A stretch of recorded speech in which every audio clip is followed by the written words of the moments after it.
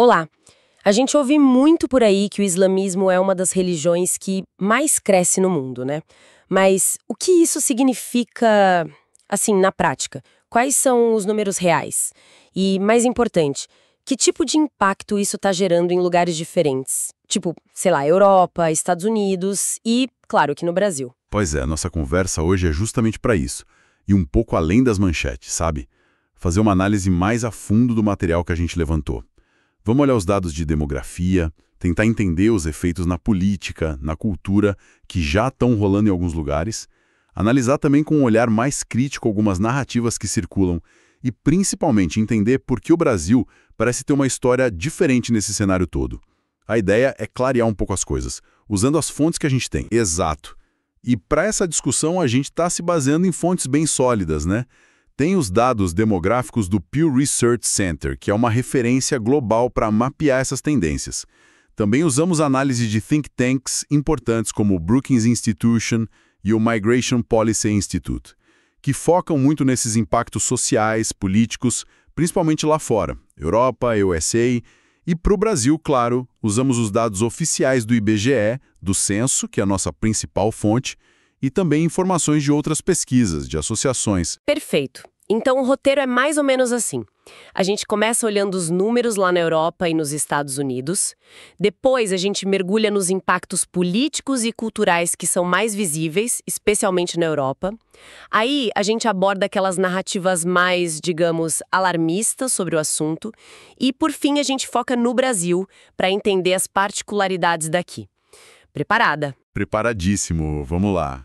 Começando pela demografia, então. Qual é a foto que esses dados, tipo os do Pew, nos dão sobre o tamanho desse crescimento lá na Europa e nos Estados Unidos? Olha, os estudos, especialmente os do Pew, mostram sim um crescimento real. Mas é chave entender as proporções do que está por trás disso, né? Na Europa, a população muçulmana era algo tipo 5% do total, ali por meados da década de 2010.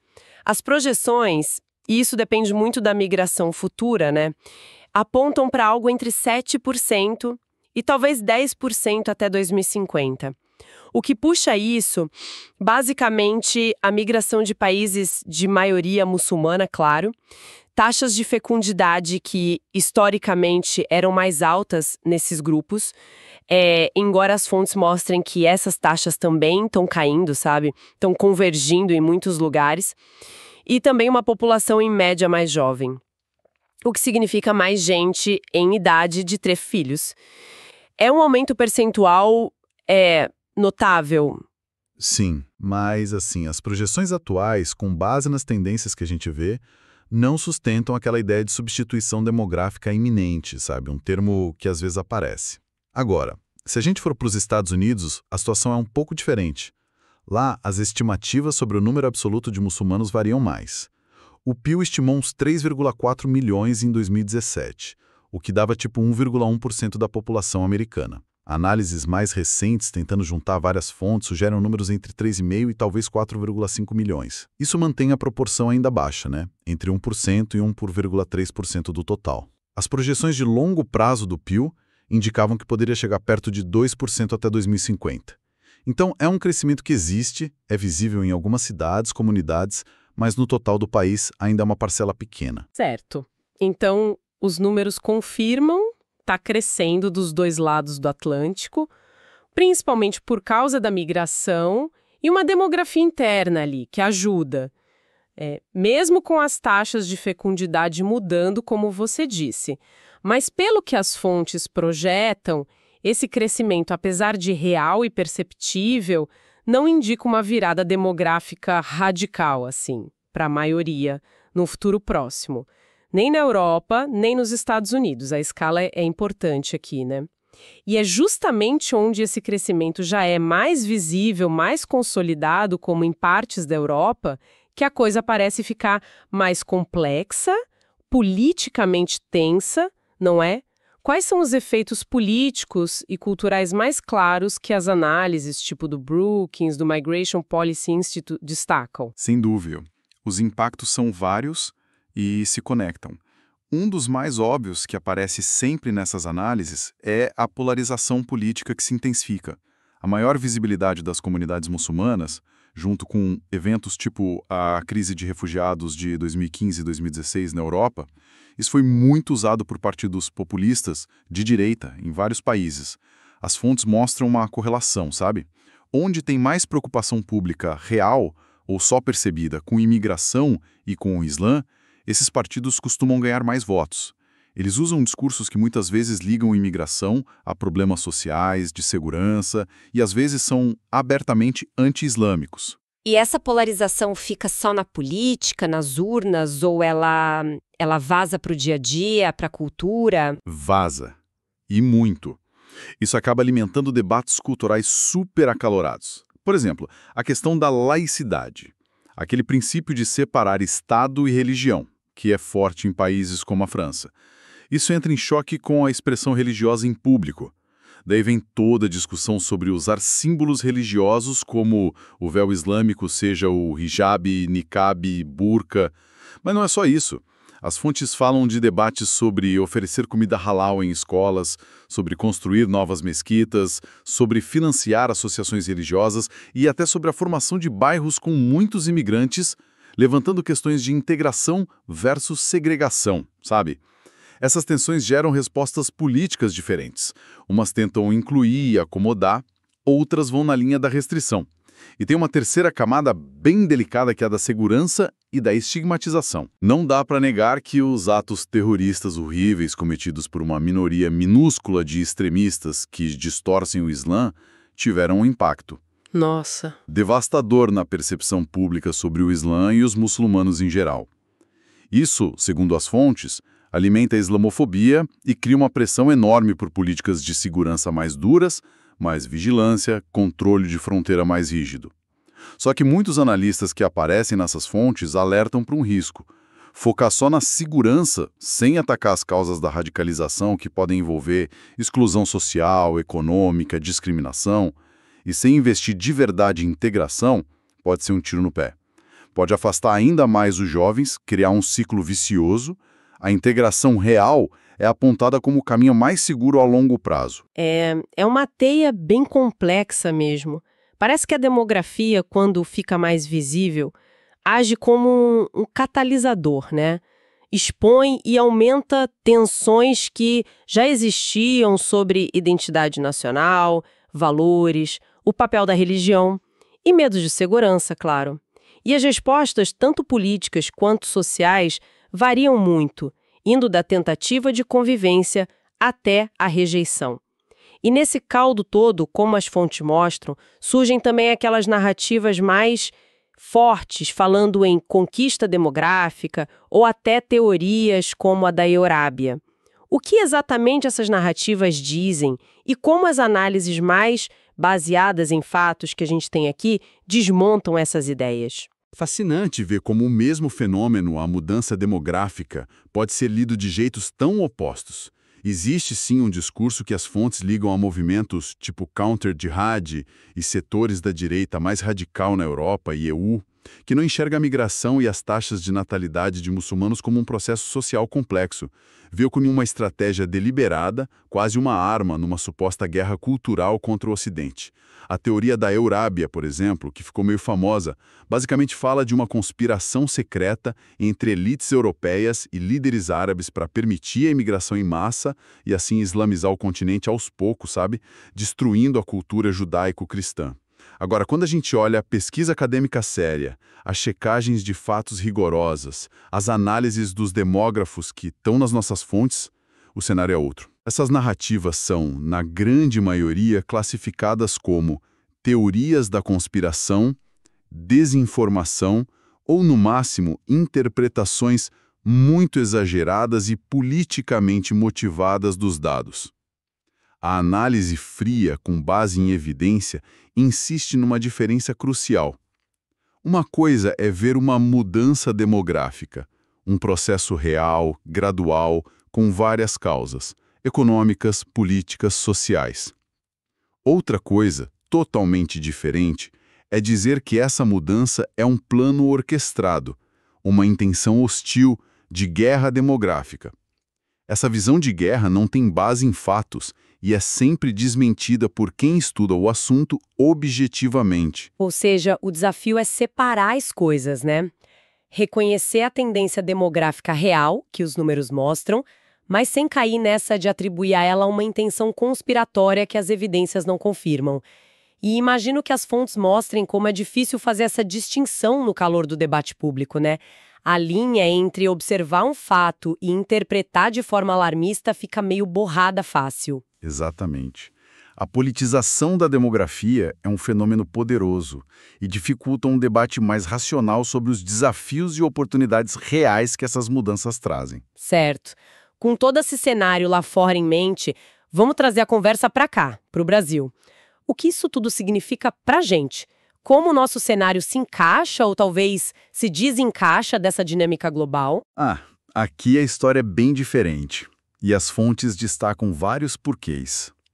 Primeiro, a própria escala e a história da presença muçulmana aqui.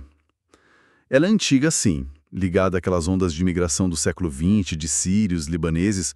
A maioria era cristã, mas veio uma parcela muçulmana que se estabeleceu. Essa imigração criou comunidades concentradas em alguns lugares, tipo São Paulo, Foz do Iguaçu, mas nunca foi algo demograficamente muito grande no país inteiro.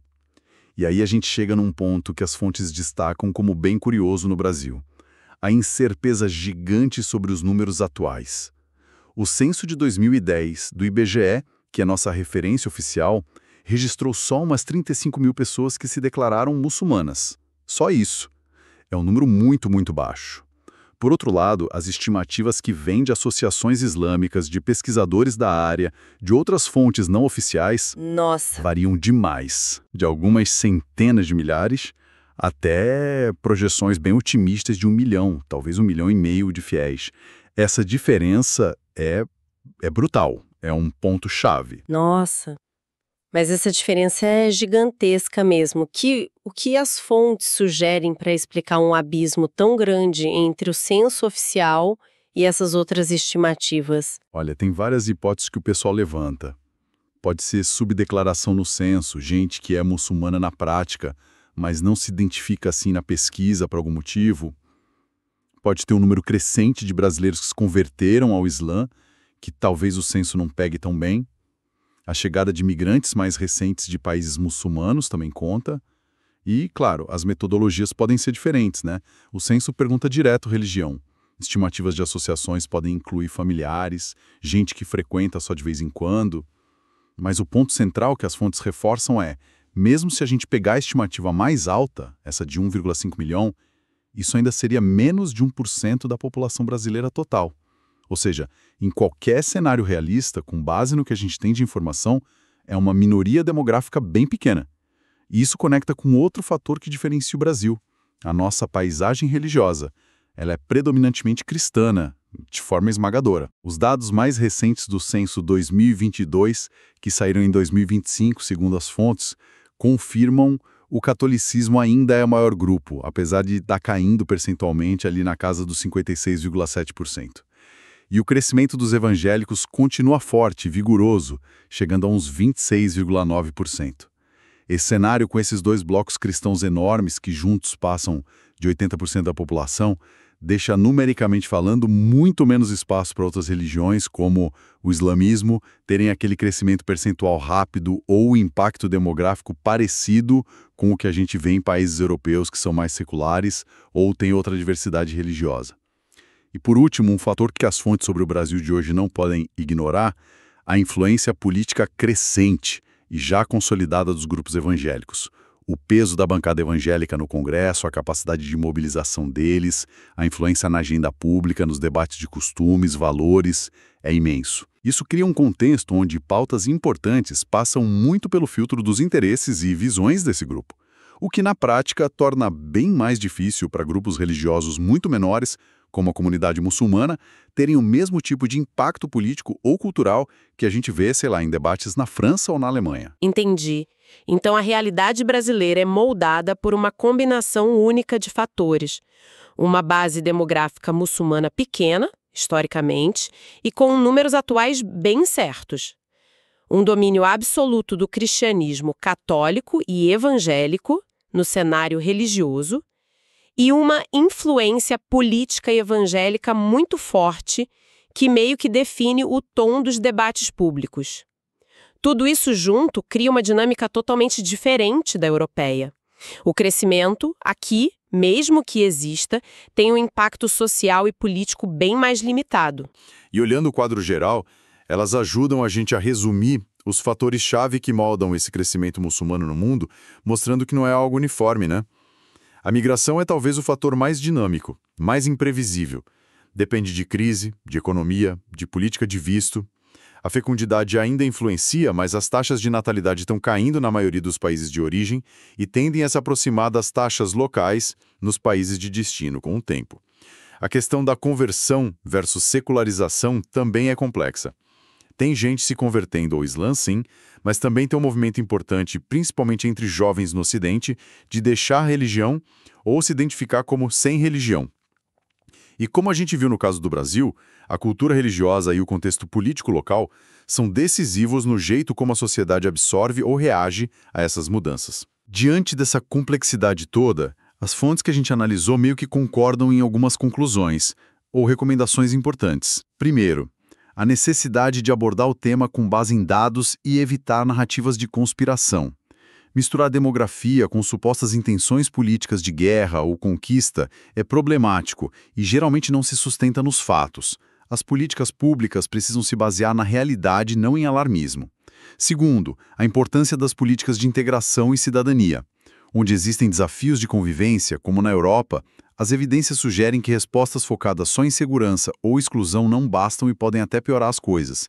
Investir em integração social, econômica, educacional, combater a discriminação, promover um sentimento de pertencer àquela sociedade, parece ser o caminho mais promissor para a coesão social no longo prazo. Sim, falar em integração é uma coisa, mas imagino que as fontes devem mostrar o quão complicado é fazer isso funcionar na prática, no dia a dia, né? Sem dúvida, a implementação é o grande desafio, e isso leva ao terceiro ponto. A importância vital de ter dados confiáveis e transparentes. Para a gente entender a realidade demográfica e religiosa de um país e para o debate público ser bem informado, é essencial ter dados de qualidade como os de censos, pesquisas sérias. Aquela discrepância enorme nos números sobre muçulmanos no Brasil, por exemplo, é um sinal de alerta. A gente precisa entender melhor por que isso acontece e buscar jeitos de medir a diversidade religiosa de forma mais precisa. Faz todo sentido.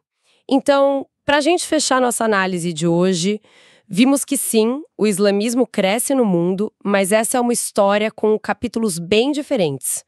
Na Europa, esse crescimento, mesmo não sendo apocalíptico nos números, é visível o suficiente para gerar debates políticos e culturais intensos, às vezes polarizados.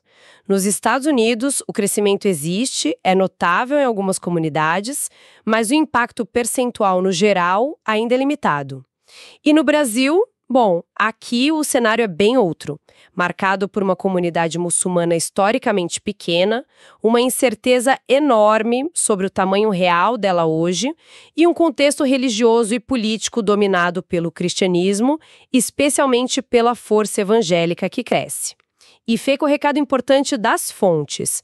Cuidado com as narrativas fáceis de conquista, elas geralmente distorcem a complexidade toda. E essa questão da discrepância nos números brasileiros que as fontes trazem, deixa a gente com uma reflexão metodológica importante, não acha?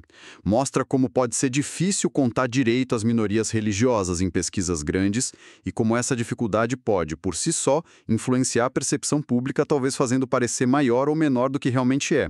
É um desafio para quem produz estatística e para quem usa esses dados. Exatamente. E isso me leva a um último pensamento, algo para quem nos ouve continuar pensando.